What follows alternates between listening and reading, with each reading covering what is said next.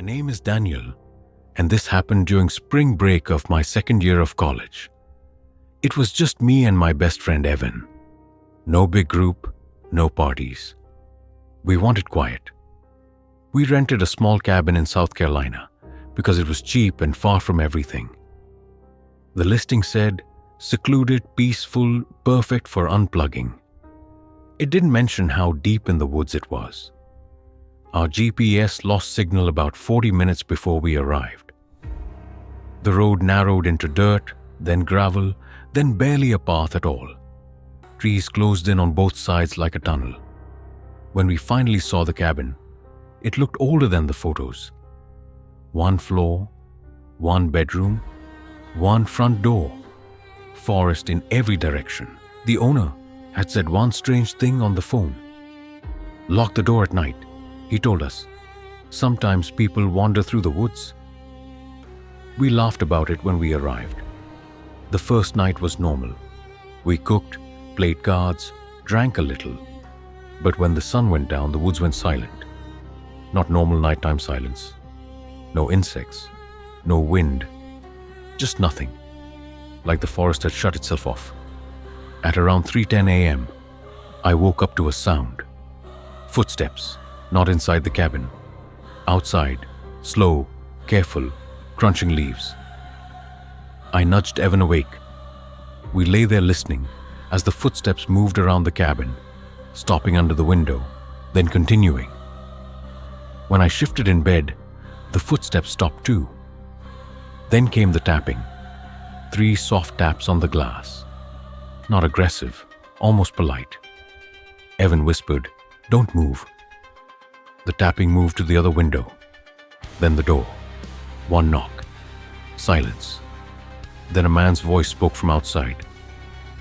"I know you're awake." My stomach dropped. We didn't answer. We didn't move. After a few minutes, the footsteps faded back into the woods. Neither of us slept after that. In the morning, we found footprints. Bare footprints. They circled the entire cabin. Stopped at every window.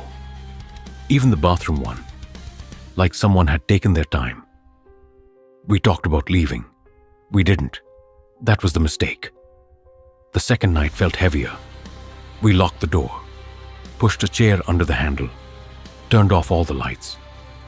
Around 2:45 a.m., we heard movement again. But this time it wasn't outside. It was under us. The cabin creaked as if someone was crawling beneath the floor.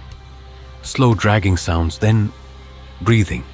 Loud, wet, directly below the bedroom. Evan whispered my name. Then the breathing stopped. The doorknob turned. Slowly. It didn't open. But whoever was outside didn't stop trying. They twisted it again and again, testing it, like they were curious. Then came a soft voice through the door. I didn't know anyone was staying here. My phone buzzed, a text from an unknown number. "Why didn't you leave this morning?" Evan grabbed his keys. I grabbed my phone. We ran. As we opened the door, we saw him standing just beyond the porch light. A man, dirty clothes, bare feet, smiling like he was relieved to see us. He stepped forward. We slammed the door and bolted out the back instead, sprinting into the trees without thinking. Branches tore at us. We didn't stop running until we hit the road. We drove straight to the nearest town and called the police. An officer came, asked a few questions, then said something that made my blood run cold. "You're not the first ones." We asked what he meant. He said people sometimes live out there. Old cabins, abandoned structures. They move when noticed. Sometimes they don't. The cabin listing disappeared 2 days later. The owner never answered our calls. I thought that was the end. 3 weeks later, back at school, Evan called me in the middle of the night. He was whispering, "Daniel, someone's outside my apartment." I asked him what he saw. He said, "Bare footprints by my window." Then the call dropped. They never found anyone. But sometimes, late at night, I still hear tapping, and every time I do, I remember the way that man smiled, like we were the ones trespassing.